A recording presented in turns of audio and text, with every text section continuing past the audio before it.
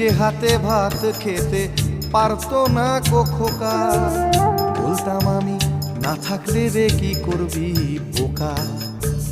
ঠোঁট ফুলিয়ে কাঁদতো খোকা আমার কথা শুনে। খোকা বোধহয় আর কাঁদে না, নেই বুঝি আর মনে। ছোটবেলায় স্বপ্ন দেখে উঠতো খোকা কেঁদে, দুহাত দিয়ে বুকের কাছে রেখে দিতাম বেঁধে।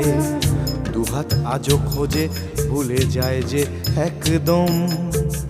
আমার ঠিকানা এখন বৃদ্ধাশ্রম।